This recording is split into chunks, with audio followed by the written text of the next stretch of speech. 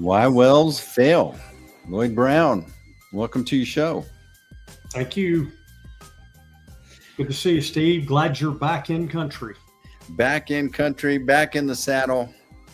We're back on our weekly conversation about about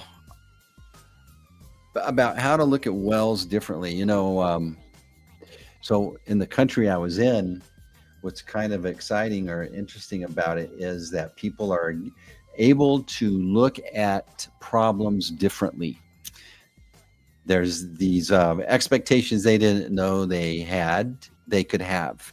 The old way things were getting worse, but now it's like things are turning around and things are getting better. I just think about our topic today about, an industry can have that same mentality where things are just what they are. And we don't know we have other options till we start learning about them. And that's why this podcast exists, Why Wells Fail. And so today we want to talk about the culture that makes following the crowd maybe safer than considering, hey, there's a way that we can know exactly what's going on downhole, what we need to prescribe, and how we can optimize and remove a bunch of headwinds that most operators fight when they're trying to launch a healthy well.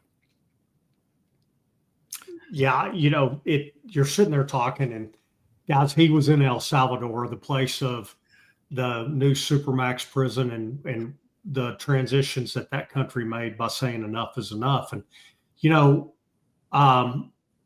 earlier today, I was on a call and we were talking about how our patent came to be. And one of the folks that was on the call made the statement that, this is going back to the next evolution.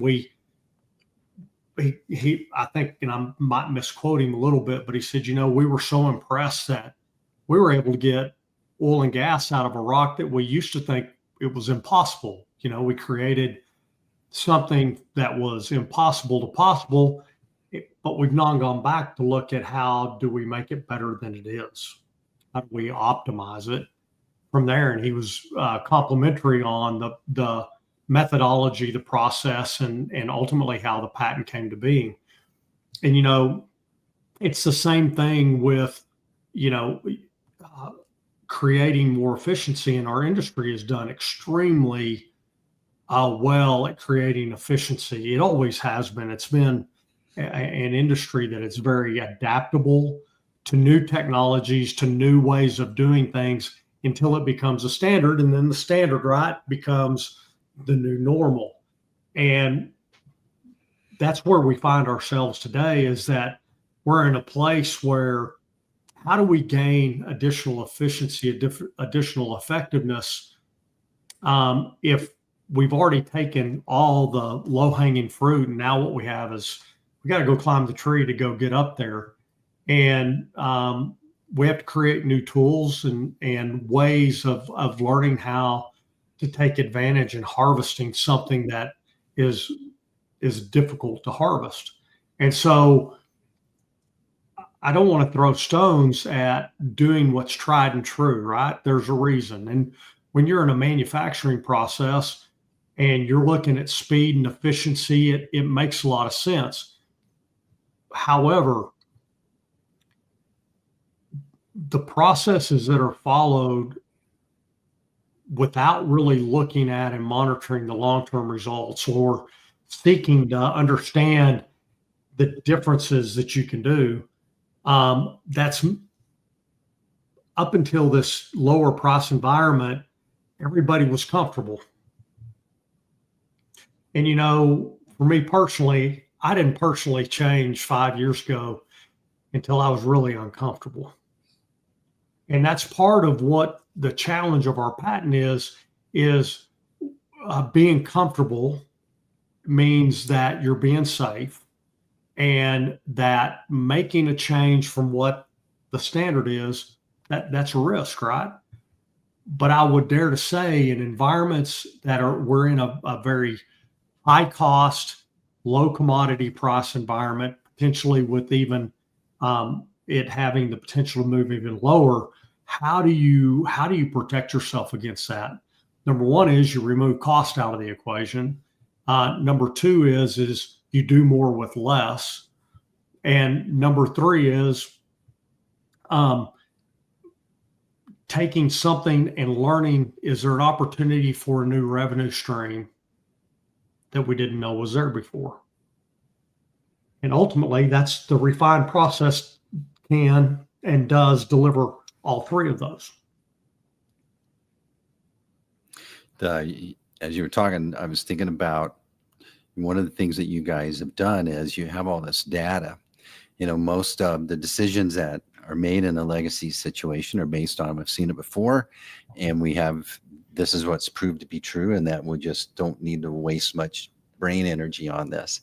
But AI opens up the possibility to dump a whole bunch of results and start to identify patterns that we didn't know or weren't seeing, because as humans, we're trying to just see the shortcut. That's the way our brains are designed.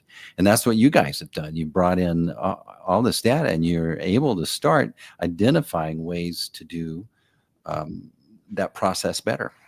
Well, other parts of it were not even tied to AI, though. It was a desire and a passion to develop something that was a predictable function.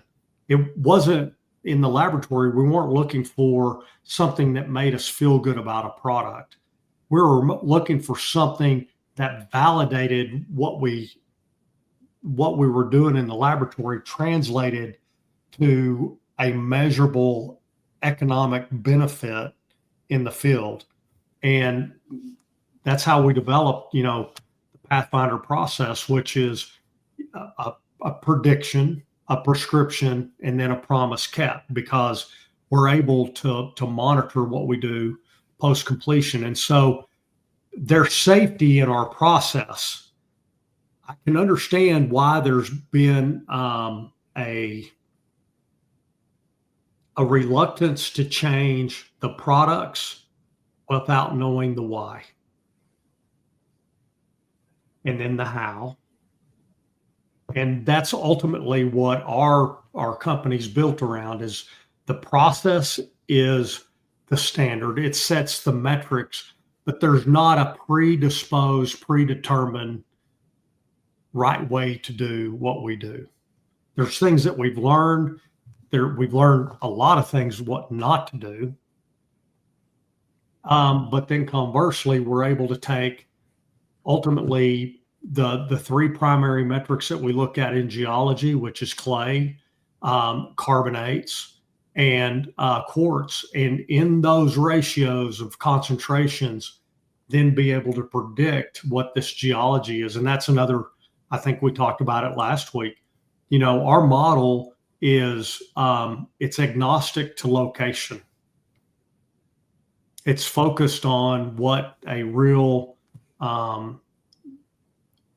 the metrics that need to be measured to understand how, when disruption happens through a frac, how do we bring back into an equilibrium, a dynamic state that lets us get the most oil and gas out of this well that we possibly can.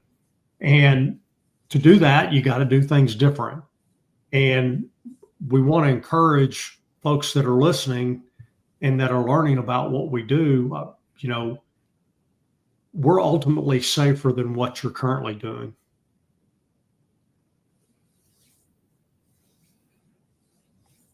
Because we have the ability to prove what we're going to do before we do it. And that, it was funny. Again, another meeting, and the gentleman's like, "Oh, so you're just going to replace our stuff with your stuff, and it's going to be the same?" And I'm like, "Well, first help me understand why you utilize the concentration that you currently do of this material." And he goes, "It's because our water management team said that's what we need." I said, "But what does your surface water management have to do with what it does downhole?" And he goes, "That's a good question. That's part of our process." And I'm like, "Why?" "It's because what we've always done." And, that's kind of like old Ronco, right? he came out with all these, for those of you that are not a child of the 70s. Ronco was the original TV guy that got you to buy everything that he made. And he had an oven, and his whole deal was what? Do you remember, Steve? Set it and forget it. Set it and forget it. And that's what we do as an industry, right? We get a process that makes us feel comfortable, feel safe, and we set it and forget it. And that really goes to our subject today, that setting and forgetting means you're going to get the results you deserve. And you don't know if you're going to be overcooked or undercooked, and if the meal is going to really come out and taste very well. Because that was the other part of the equation Ronco didn't really do. He's like, yeah, I got this wonderful thing, but I don't know that I've got more than 4 recipes that are going to turn out any good. And so that's my encouragement today is if you find yourself in a state that you set it and forgot about it, and you're doing it because you don't really know why, it's just what you've always done, man, I'd love to talk to you and share what we've learned and continue to learn. We just had another discovery last week. It's so amazing what you can see when you're looking through a different set of glasses. I remember when they all came out. Do you remember the old blue blockers? I'm bringing out all the things from back in the day. And Yeah. everybody's wearing the stupidest looking glasses because it was blocking the blue light. And then they redid it with the blue light coming from your screen. I mean, they've regurgitated that pair of glasses probably 4 different generations. But, you know, putting on a different set of lenses gives you the ability to see things in a different way. And that's what we would, you know, really like to have the opportunity to do with folks. And then, you know, moving to the next area, because we do suppress acid gases, CO2 and H2S, we have an amazing impact on the cost of production over time.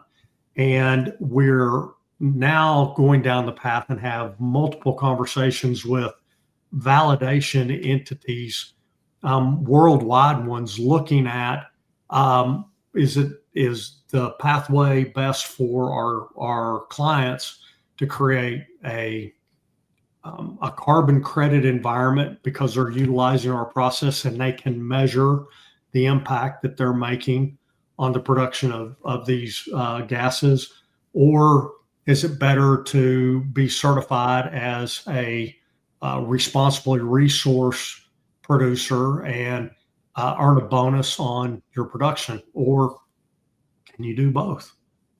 We don't know yet, but we do know based on our discussions that there's absolutely an opportunity to create value around leaving something in the ground instead of having to deal with it at the surface, and then utilize it, send it to the atmosphere, create more green plants with all the CO2 you're producing, or are you going to deep well inject it? What are you going to do with it? Are you going to make a Coca-Cola out of it, right? You know, soda water, as friends from up north call it. Yeah, you. So I haven't thought about it this way, but when you're reducing the corrosive nature of the stuff that you're having to deal with on surface, you're leaving it down whole instead of bringing it up and having to deal with it, because when you bring it up and have to deal with it, it costs you. Absolutely. It's called a lease operating expense. Yeah. So this, I've been studying about Bitcoin mining, and there's an application to where they run the miners, but it generates this heat, and then they're heating the water. They're going to have to pay for the electricity anyway. And so now they're getting double use out of that cost of the electricity. Actually, they're starting to earn income from it. And in a way, you have a potential model that offers a similar experience with the folks that use the pathway. Absolutely. You know, that's somewhat called a closed loop system, right? And I have an industrial background, and those were always the most effective and efficient in creating an exchange environment. And refineries utilize that process a ton. It's called waste heat boilers and different applications. And in our industry, the hard part is CO2 is in and of itself has handling challenges. When you highly compress it, it makes dry ice, right? And it's wonderful for cooling things, but but once it becomes in the atmosphere, it's created an issue, and people want to capture it, sequester it, and we're just like, hey, let's just not even make it. Mm-hmm. And get a credit for it. Get credited, because one of the beautiful thing is about a new technology like this is all the wells that have already been completed, they're already your standard. We can measure what they've done. So it's real easy to go back and look at the impact in a similar geology that has most of the components of it and be able to translate that into what is the difference. It's awesome. So, your impact, you're not just helping me or operators run a better well, a more cost-efficient well. You're impacting business opportunities. You're impacting business processes. You're helping them run you're complementing the intent of the business to be profitable, successful, return value to the shareholders. And you guys are extremely congruent with that in the Pathfinder process. Yeah, and it's really neat to when you go read the stewardship portions of our clients' websites, and they want to do things responsibly. From when I started in the industry in the 80s to where we are today, we're so safe compared to those days. We are so clean as an industry as far as our locations and our stewardship. I mean, it is, folks that go back and they're watching Landman right now. There's so much about Landman that came from the 80s. It's not relevant today. And I hate that it gives our industry that kind of, viewpoint. It's funny when I'm in Montana and we're fly fishing with all these guys up there, and they're like, well, you got yours, didn't you? I'm like, what do you mean? He goes, yeah, we had Yellowstone. And now you guys got Landman. He goes, now people believe the lies about both of us. And it's kind of true, So don't know where I was going with that one. It was just one of those things that popped into my head. Yeah, well, there's a lot of viewpoints on the industry, but what you're saying is cleaned up their act a bunch. They're extremely what's the word? Attention to details, Yeah, and practicing good stewardship. And that's one of our 4 core values. We have what we call our tips, and the first one's trust, the second one is innovate, the third one is purposeful, and the fourth one is stewardship. And I think there are a lot of companies and people in our industry that fit that. We're highly intentional about it. And again, that's why we're a process-oriented, process-focused, and the products that we provide are a result of the process. We didn't build the process around the products. We built the process around the geology.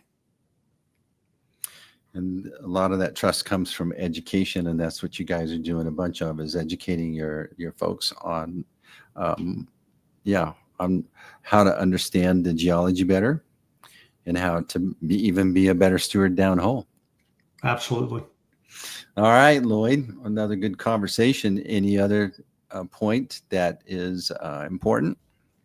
Now, again, during the week, if somebody blesses us by watching this and they have some questions they'd like to have, we'd love to to have either preloaded questions that you have, or join us and shoot them out to Steve and I, because we're sitting here looking at our chat, available to talk. But I will say that the number of folks that have watched our episode, Steve, I just want to tell them thank you for taking time out of their schedules to honor us with their presence, to listen to us. And as I share with a lot of folks that we're making presentations to, hey, if you see something that your basic sediment, your BS meter starts coming up and you think that we're blowing smoke at you, throw it out there. We're not offended. You never know. We might really learn something that we're missing. Mm-hmm. And we would love to be able to have that conversation. Excellent. So impacting the way to look at things, to see other possibilities. That's part of this is season 2, by the way, Lloyd. This is the second episode in season 2. So this educational initiative that you're doing, sharing what's going on and how you want to work. If folks want to work with Lloyd, maybe they got some questions, want to see what this solution might look like in your situation, the best way to reach Lloyd is Lloyd.brown@refinecompletions.com and at Refine C. Lloyd B here on this venue, both at LinkedIn and X. That's right. Well, all right, team, we're going to see you in a week, another episode of Why Wells Fail. We appreciate you watching, and that's a wrap.